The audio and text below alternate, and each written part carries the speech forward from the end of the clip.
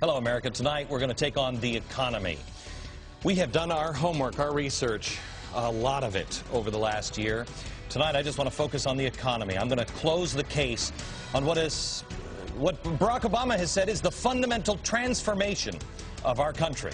I believe it's the destruction of our monetary system. We've got a lot of work to do, so buckle up. Here we go.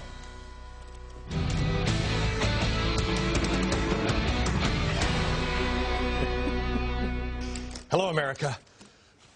I brought my Zenith TV in from my childhood because I want to show you some old clips tonight. Tonight, I'm going to give you a hard concept to get your arms around. This one is difficult. This is what I think stops us from advancing any argument, because this is a concept where you have to come to believe that there are people in this country who want to intentionally collapse our economic system.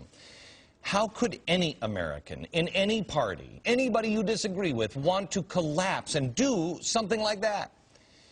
Well, those involved sleep fine at night because they tell themselves that they are not collapsing, they are just fundamentally transforming America into something they believe will be better.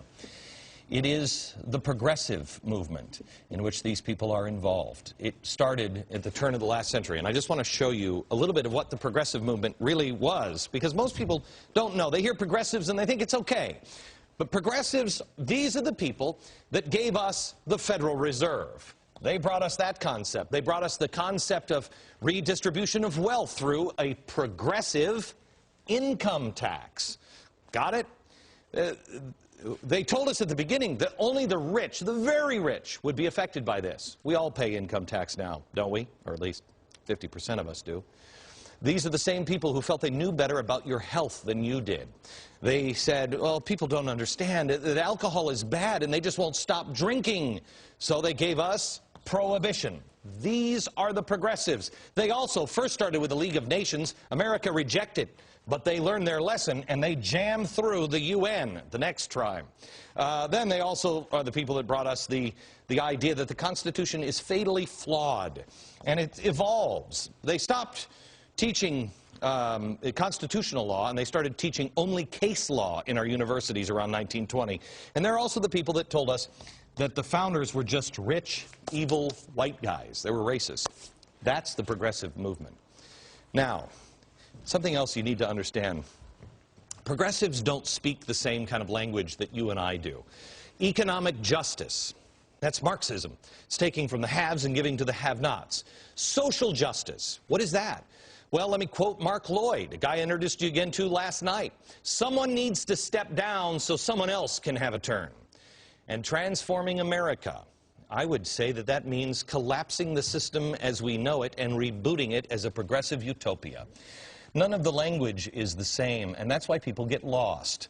What I would call socialist or communist, they'll call just social justice or progressive.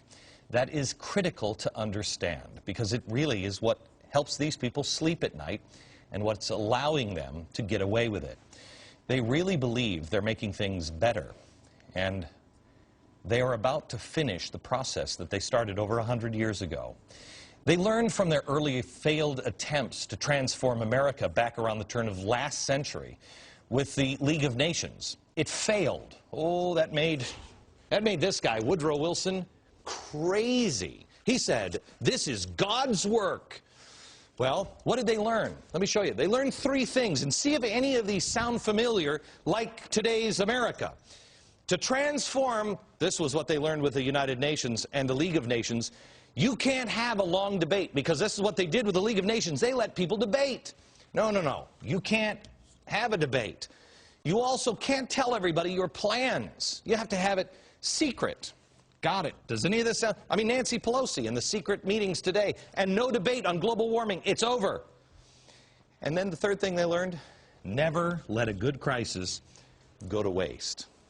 Well, as we discuss all of these things, I want you to keep watching tonight with your eyes. You will see what I'm going to lay out for you tonight, people trying to collapse our economy. But remember, progressives see this as a fundamental transformation, something better than we've already had, as promised by President Barack Obama. We are 5 days away from fundamentally transforming the United States of America. All right, so let me introduce you to the people who you would say are fundamentally responsible for the unsustainability and possible collapse of our economic system. There are really two people I've been telling you for a while. There they are, Cloward and Piven. Richard Cloward, Francis Fox Piven. They are authors of the Cloward Pivens strategy. Something else to remember is that this isn't some conspiracy theory that we're tossing out here. They wrote about collapsing the economy and how they plan to do it in an article they co-authored in the 1960s, Mobilizing the Poor, How It Could Be Done. 6 months later, published in The Nation under the title, The Weight of the Poor, a Strategy to End Poverty. Well, what is this strategy and who's involved? Well, do you remember on this program over the summer, the tree? Watch this. The roots of the tree of radicalism and revolution. It's Saul Alinsky. It's Woodrow Wilson. That's how it's all made legitimate. It's progressive. Here are the roots. Here's SDS. This is for that democratic society. Cloward and Piven come in and say, wait a minute, hang on just a second. What we should do is collapse the system on its own weight. Cloward and Piven, they're using the same tactics. Fear and intimidation of SDS. Cloward Piven overwhelmed the system. And look who the president has. Wade Rathke, right up the tree. Dale, right up the tree. Bill Ayers, right up the tree. Jeff Jones, right up the tree. Okay. Cloward and Piven had a split. They were radical Columbia professors in the 1960s who believed in change and social justice. They were inspired by the riots in Los Angeles in 1965, and they wrote and published their article which outlined the best way to bring the type of Saul Alinsky social change to America. In their estimation, back in the 60s, overwhelmed the system. But SDS, they had radicals, and they said, no, we want to bomb things. They said, no, do it the smart way. Overwhelm the system and bring about the fall of capitalism by overloading the government bureaucracy with impossible demands and bring on economic collapse. Cloward and Piven instructed their activists that if a crisis didn't exist, think of this, promote or manufacture one by exaggerating some unthreatening predicament. Does health care come to mind, where we've got doctors pulling out tonsils and cutting off patients' feet? Really? How about global warming? Well, their methods have worked for years. From 1965 through 1974, due to the strategy and effort of Cloward and Piven and their followers, the total recipients on welfare rocketed from 4.3 million people to 10.8 million.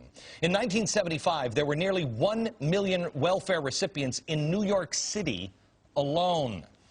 That year, New York City declared bankruptcy. The whole state nearly went down with them. If you're my age, you remember this. It was Cloward and Piven.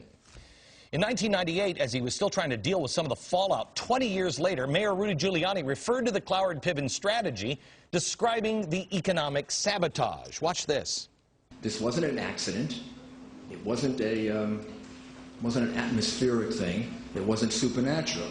It was the result of policies, choices, and a philosophy that was embraced in the 1960s and then enthusiastically endorsed in the city of New York.